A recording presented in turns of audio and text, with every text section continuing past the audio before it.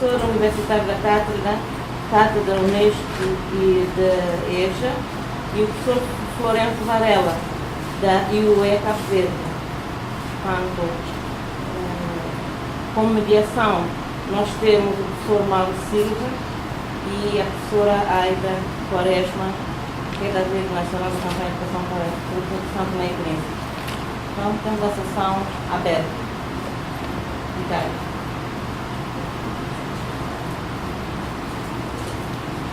Professor Florencio, professora... Então, bom dia. Bom dia a todos e a todas. Vamos ter que competir com o ANE. Eu acho que é possível baixar um pouco. Professor Mauro. Bom dia, professor Bom Mauro. dia. Desculpem o atraso. Nós estávamos em outra pauta. Eu sou de Moçambique.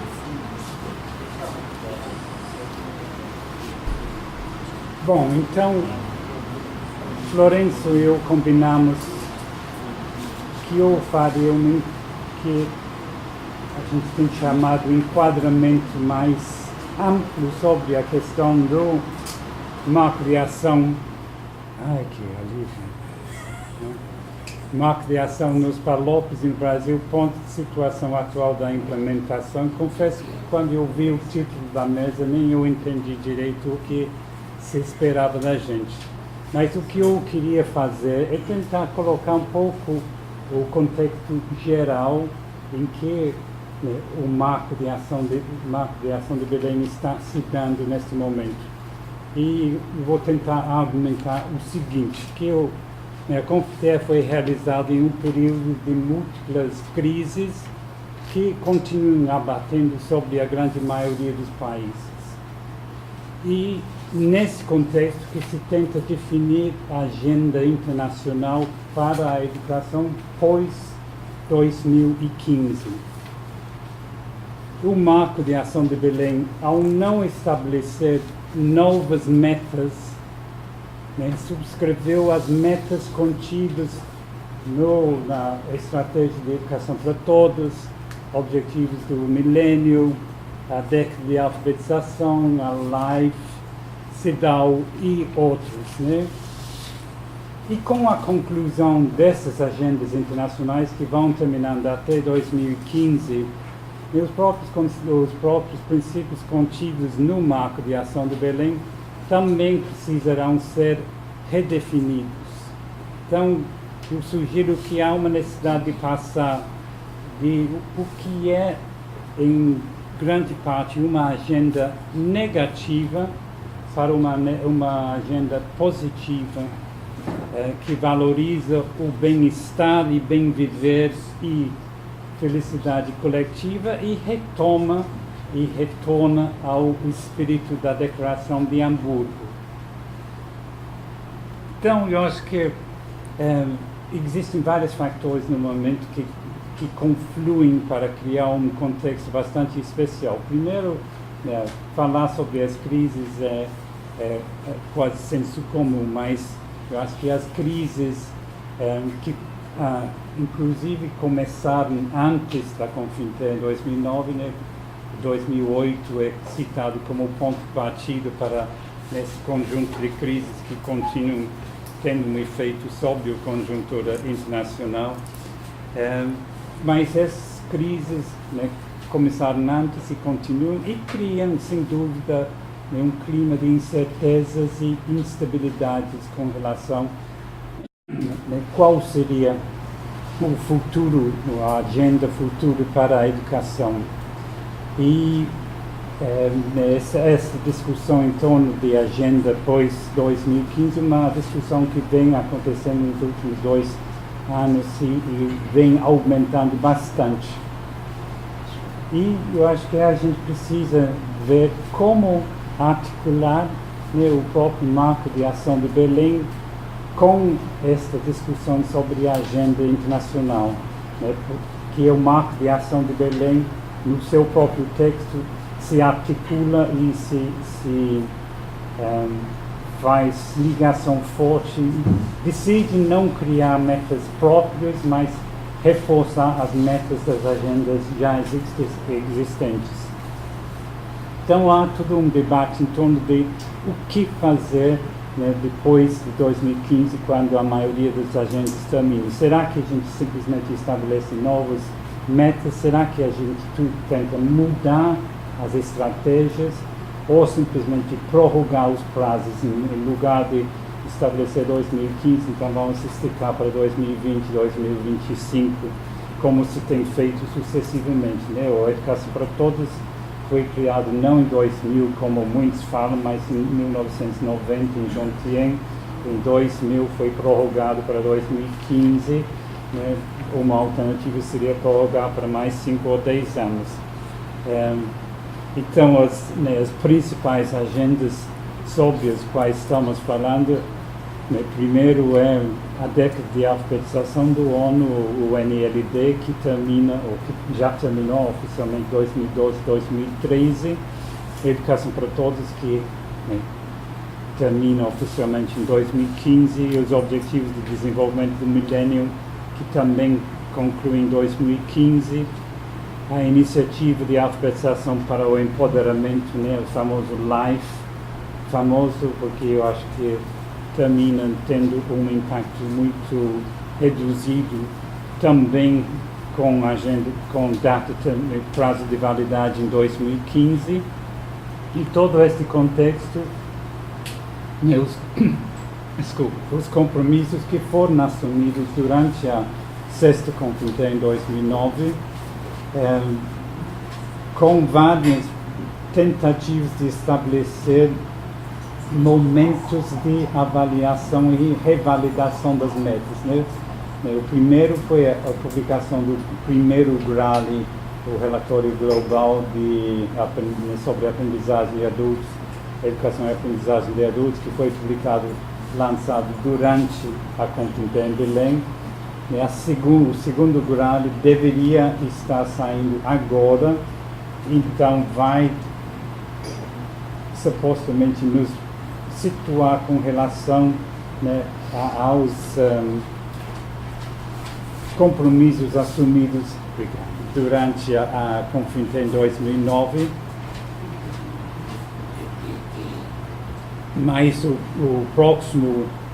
a próxima conferência seria mais ou menos, se estima em 2021, por aí, né? Então há um longo período ainda em que as metas estabelecidas para uma criação de Belém são altamente vinculadas ao que ainda há de decidir com relação à agenda internacional. Tudo indica que as metas estabelecidas para a década, para os objetivos, para a educação para todos, em muitos países essas metas não vão ser alcançadas. Por uma série de motivos. Eu acho que em alguns casos temos que admitir que é falta de vontade política. Em outros casos, né, a falta de recursos internos. Alguns dos países pobres dependem de ajuda externa para poder executar políticas, especialmente na área de educação de jovens e adultos, né? Em muitos países, a questão da alfabetização e educação depende quase exclusivamente de recursos que vêm de países terceiros. Então, com as crises nos países ocidentais e os maiores doadores, né, o nível de ajuda para os países que têm menos recursos tem diminuído, e com isso a sua capacidade de atingir as metas que foram estabelecidas, né?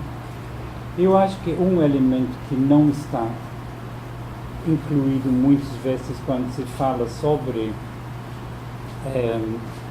agendas a não alcançamento das metas é que muitos dos programas e muito conteúdo dos programas que estão em desenvolvimento é altamente irrelevante para a vida das pessoas envolvidas, né? Em muitos casos, as pessoas não conseguem ver o que um programa de alfabetização, um programa de educação de adultos tem a ver com a sua vida fora do contexto escolar, né? Por que aprender? Eu acho que é uma falta de pertinência social, né? Então eu acho que o que se tem caracterizado a agenda internacional para a educação de jovens e adultos pré-Confintera e pós-Confintera até agora é uma agenda muito negativa. A EJA tem sido visto como uma ferramenta para reduzir e corrigir índices negativos. Por exemplo, a gente fala muito sobre a contribuição para a redução da pobreza, para a erradicação do analfabetismo, para reduzir desigualdades. No caso do Brasil, né, reduzir desigualdade entre rico e pobre, branco e negro, indígena e branco, homem e mulher, nordeste e sul, campo, cidades, né, é sempre, né, esta missão de tentar corrigir algum elemento negativo, ou é para corrigir o fluxo escolar. EJA é visto muito mais no sentido de reparar alguma coisa, de reduzir a exclusão social, ou elevar baixos índices de escolaridade. Então, é uma agenda que, né, se sobressai pela negatividade. No caso, mais especificamente do Brasil, eu acho que a EJA ainda tem o carimbo muito forte da educação compensatória. É visto como um modelo estritamente escolar, em que ainda o modelo básico é disciplinar e compartimentalizado. Coloco de uma forma mais forte e polêmica, porque eu acho que em certos momentos a gente precisa. Eu acho que a EJA é bastante divorciado da vida, voltado para a certificação e razoavelmente inflexível. Estou pintando um quadro um pouco caricatura, mas ao mesmo tempo, se formos analisar, em cada caricatura tem muitos elementos da verdade. Então eu acho que a EJA tem uma carga negativa que, né, precisa ser superado. E eu acho que quando olhamos para a Declaração de Hamburgo tem uma carga de positividade extremamente alta. Se fala muito da necessidade de passar da retórica para a ação, mas a retórica tem uma função também muito positiva, não é simplesmente negativa. Eu acho que a Declaração de Hamburgo estabelece uma agenda internacional que coloca na mesa esperança, que coloca utopias, que coloca metas a ser alcançadas de uma forma um pouco utópica, mas eu acho que isso é necessário. Então, me parece que neste momento em que se discute novas agendas para a educação e dentro deste contexto em que se vai buscando concretizar os compromissos estabelecidos no mapa de ação de Belém, a gente precisa buscar uma agenda mais positiva. A EJA precisa, de um lado, talvez retomar elementos que são da década de 50, 60, a educação como um processo emancipatório, um processo criativo, um processo libertador. A educação com uma carga muito mais futurística, né? Nesse sentido. Eu acho que ainda não conseguimos incorporar o discurso sobre aprendizagem ao longo da vida no discurso, mas na prática ainda estamos longe de saber o que é uma política que toma como referencial a educação e aprendizagem ao longo da vida. Isso abre para uma perspectiva que uma perspectiva escolar não permite. Então, a ideia da educação de jovens e adultos numa perspectiva de educação e aprendizagem ao longo da vida é muito distinto da perspectiva atual. Me parece que a ideia de algumas das metas maiores em termos da vida precisam também ser associadas à educação. Eu acho que a educação tem que ser vista como uma forma de melhorar a qualidade de vida. Se a educação não busca nos oferecer uma vida melhor, não entendo qual seria o sentido dessa educação, de melhorar o bem-estar das pessoas, o bem viver, nesse conceito que vem dos países andinos, especialmente do Equador, de Bolívia, de bem viver, como um novo conceito de desenvolvimento e uma nova forma de ver a educação, a relação entre o mundo natural e o mundo social. Eu acho que são elementos que precisamos estudar melhor e ver como isso pode mudar a nossa própria forma de entender a educação. E, bem, por fim, eu acho que associar, articular a educação com a ideia da felicidade coletiva. A Declaração de Hamburgo fala sobre a importância de educação, coloca várias questões, mas coloca fortemente a questão de a educação ser vista como um prazer, aprender como um ato prazeroso. Eu acho que no contexto atual, o aprender é sempre visto como alguma coisa que corrige alguma coisa negativa ou como uma demanda do mercado e não como uma parte natural do processo de viver, como alguma coisa, a busca de ser mais, a busca para superar o nosso estado de inacabamento.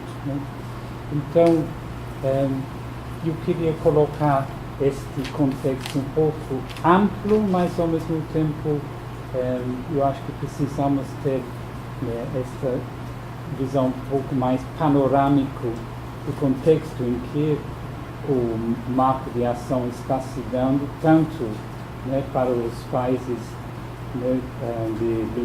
africanos de língua portuguesa, incluindo o Brasil, como para o resto do mundo. Eu acho que agora Florencio vai nos trazer um pouco mais especificamente para a questão do nossa cooperação e o marco de ação do Belém no nosso contexto.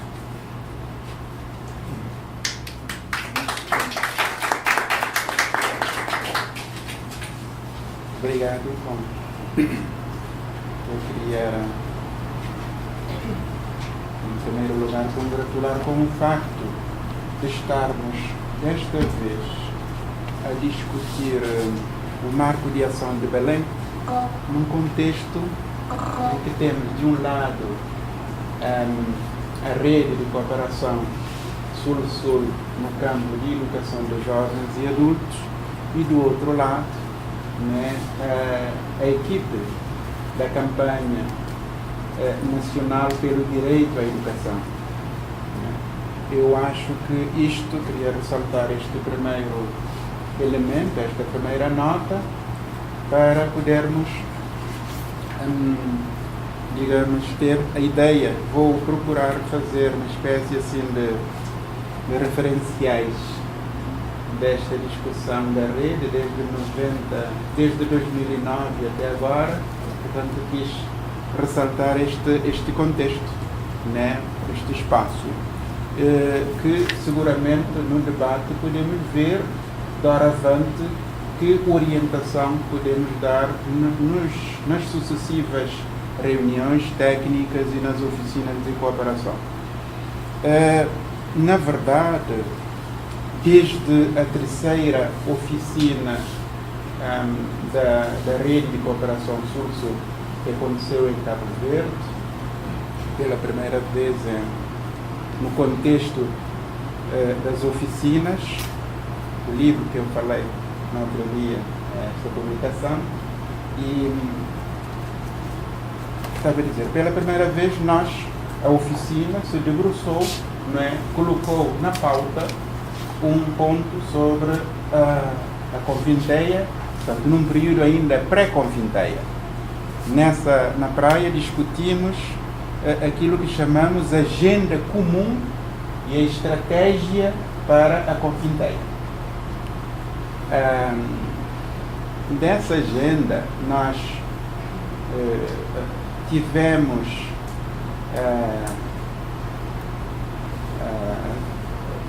tínhamos na altura o professor Timothy, que estava na Unesco e que estava com a incumbência, portanto era membro da comissão organizadora da Confinteia, e estrategicamente nós, na reunião da oficina, apoiado um pouco no professor Timothy, conseguimos colocar na agenda da Confinteia questões essenciais. Inclusive, já na Confinteia, conseguimos organizar uma mesa sobre a cooperação triangular, a cooperação Sul-Sul, com um grande destaque sobre a rede. Inclusive, foi editado um boletim da Confinteia, numa das edições, com um artigo, digamos, de fundo, bastante substancial, sobre a cooperação Sul-Sul. No caso, o título foi, inclusive, a cooperação triangular, porque apresentamos o caso da cooperação entre a Espanha, Canárias, Cabo Verde e Guiné-Bissau, que é um projeto de cooperação no marco da nossa rede, apoiado pela Espanha, que permitiu desenvolver ações em Guiné-Bissau desde 2009 até 2012, com a implementação de cursos de formação na área de educação para a saúde, para o curso Saúde e Participação Comunitária, Saúde e Segurança Alimentar. Portanto, isto serviu de exemplo de boas práticas nesse domínio. De seguida, fazendo um pouco histórico, na reunião, na oficina, na quarta oficina, realizada em Maputo, nós, em 2010, apresentamos já o relatório, o GRAL, o relatório global de monitoramento da educação para todos, da EPT. Nessa altura, se tivéssemos o pessoal da campanha, seria extraordinário, porque seria já uma espécie de visão cruzada dos avanços, mas também dos desafios que nós temos neste domínio. Desde essa altura, houve sempre uma preocupação da rede em ter um olhar muito mais crítico nos sucessivos relatórios. Depois foi editado o relatório de 2011, ainda 2012 não saiu. Temos que encontrar mecanismos para fazer uma leitura conjunta do relatório de 2011 e de 2012, que vai sair proximamente. Na segunda reunião técnica de cooperação, realizada em João Pessoa, na altura também ainda não, creio que o pessoal da campanha não participou na segunda reunião técnica, não. E nós fizemos aquilo que chamamos balanço das políticas e ações no contexto do Marco de Ação de Belém. Isso em dezembro de 2011. Era, portanto, a Confinteia aconteceu em 2011, em fevereiro de 2011, fevereiro e Confinteia 2009. Em fevereiro de 2011, cada um dos países deveria apresentar um relatório de seguimento da Confinteia. Portanto, com base nesse relatório Nós, infelizmente, verificamos que alguns países, no encontro de João Pessoa, que alguns países não apresentaram um relatório. Creio Cabo Verde, Brasil, eu não me lembro agora, ou Moçambique. Todavia, fizemos uma espécie assim de balanço das políticas e das ações e algumas recomendações. Em 2012, logo no mês de fevereiro, aconteceu, quando estamos a falar do Marco de Ação de Belém nos Palopes, né, convém fazer esse histórico, embora Palopes está um pouco reduzido, mas dizia que em fevereiro de 2011 aconteceu a reunião trienal da Associação para o Desenvolvimento da Educação em África, com uma ampla participação, cerca de 1000 participantes. Ali sim estavam todos os ministros da África e diretores nacionais de educação, mais pesquisadores, já com um tema, vejam que estamos pós-Confinteia, com um tema já muito mais desafiante: educação e formação para o desenvolvimento sustentável da África, com contribuições extraordinárias, mas sobretudo com uma perspectiva. ADA, Associação para o Desenvolvimento da Educação em África, encomendou um estudo sobre a visão holística da educação. E Cabo Verde concorreu para esse estudo e apresentou nessa reunião, exemplo de boas práticas e da visão holística da educação. Dizia que essa reunião foi muito participada, todos os ministros, lembro-me de ter participado e dialogado com os ministros. Infelizmente, os diretores nacionais de educação dos demais países não participaram, mas os ministros puderam estar. E depois, logo de seguida, tivemos a 5ª oficina em Luanda, já em julho. Voltamos de novo a fazer um balanço da implementação do Marco de Ação de Belém. E, de seguida, em julho, já em novembro, aconteceu na praia, em Cabo Verde, a reunião de seguimento da Confinteia em África. Isto devido à apresentação das boas práticas na reunião de ADA de fevereiro, como eu vos disse, a visão holística. Então, já em Ouagadougou, em Burkina Faso, onde aconteceu a reunião, houve quase que a decisão da reunião de seguimento da Confinteia ser em Cabo Verde, o que gerou uma expectativa enorme saber como é que, tendo em conta as boas práticas. Já em Luanda fizemos um apelo à participação dos colegas dos Palopes, tendo em conta que a reunião aconteceria em Cabo Verde. Nós poderíamos, de certo modo, enquanto país organizador, país anfitrião, trazer ou buscar mecanismos para trazer todos os países dos Palopes. Brasil salvou a lusofonia com uma participação muito prestigiada do MEC.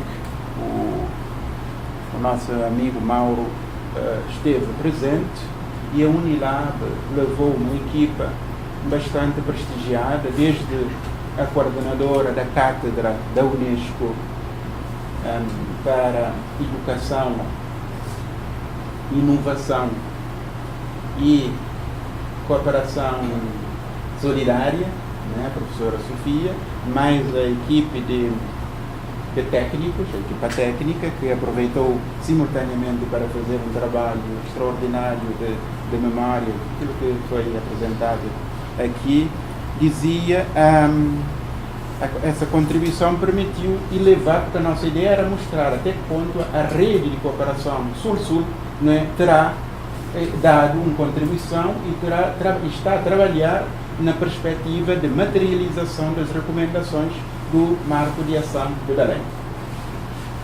E a reunião da praia, infelizmente, os diretores dos FALOPs não participaram, todavia foi uma reunião muito importante, porque reuniu cerca de 60 incluindo os participantes de Cabo Verde, desde a África do Sul, não é? Praticamente toda a região africana esteve presente com mesas redondas sobre as políticas, a gestão, a governança, a qualidade e houve um elemento, uma mesa importante, porque já desde pós-Confinteia se deu conta que a problemática da juventude deve estar no centro da atenção da EJA, onde a nossa hesitação de EJA, aqui no Brasil, né, há algum tempo ficamos assim um pouco a tremer, entre aspas, porque utilizamos uma nomenclatura que não é, digamos, a nomenclatura utilizada ao nível, no contexto global. Né? Mas a reunião de segmento da praia veio dar-nos razão, porque houve uma mesa com um grande plano, chamaram grande plano, sobre a juventude, trazendo a juventude para o centro da atenção, né, nas recomendações do Marco de Ação de Belém. E, portanto, um elemento importante, nós podemos partilhar o relatório da praia, infelizmente está ainda em francês e em inglês. Temos o programa ainda está em português, estamos atrasados com relação à tradução para o português, mas creio que a versão francesa e inglesa podemos, né, pelo menos ao nível das organizações respectivas, partilhar e procurar, pelo menos, apreender as linhas essenciais. Mas estava a ressaltar, não é, esse aspecto da juventude, que já na reunião na Trienal de ADA terá suscitado algum debate e concretizado na reunião da praia. Como resumo, conclusão, ali o relatório destaca vários elementos, mas vem a questão de como ultrapassar da declaração de vontade para a manifestação de ações concretas, ações verdadeiramente concretas, né? Passando um pouco da retórica para a prática. Ali Cabo Verde apresentou um vídeo extraordinário com o título Direito à Educação, Visão Holística, a Resposta de Cabo Verde, que, de certo modo, a experiência de Cabo Verde e da África do Sul contribuíram para mostrar que é possível, sim, ter ações concretas e não simplesmente a declaração. Nas ações concretas destaca-se o investimento na educação, a questão do financiamento, da boa governança dos programas de financiamento e sua implementação. Portanto, de uma forma geral, nós temos neste momento este relatório da praia, da reunião da praia, que deve servir, doravante podemos cada um fazer a sua leitura e estarmos atentos, nós de um lado a rede de cooperação Sul-Sul e, por outro lado, e doravante, ter essa perspectiva, quer ao nível nacional, né, porque temos a rede nacional de educação para todos, que algumas vezes eu tenho verificado que não há espaços de articulação ou há poucos espaços, podemos potenciar mais espaços de articulação em cada um dos países respectivos, por um lado, e por outro lado, ao nível, não é, da própria da rede ou das redes, buscar sempre mecanismos e estabelecer esta ligação. O que aconteceu já na reunião da praia, né? Na reunião da praia, a rede chegou a participar.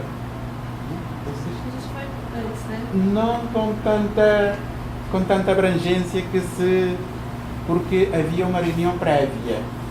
Havia uma reunião prévia da rede, a ideia era, digamos, ter algum destaque nessa reunião, que acabou não tendo como desejável, mas creio que, em conclusão, nós podemos buscar mecanismos de articulação e fortalecimento mútuo das nossas práticas, das nossas ideias e das nossas políticas com relação à implementação do marco de ação de Belém.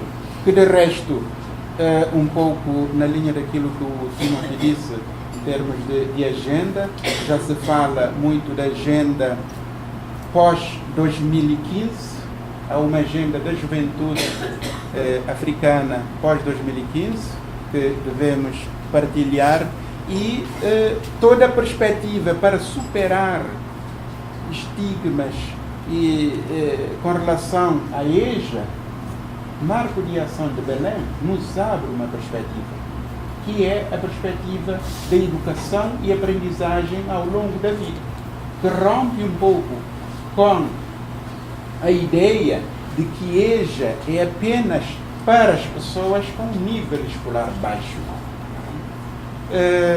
Portanto, eram essas contribuições que eu queria trazer aqui para o nosso debate, essa partilha. Agradeço a vossa atenção.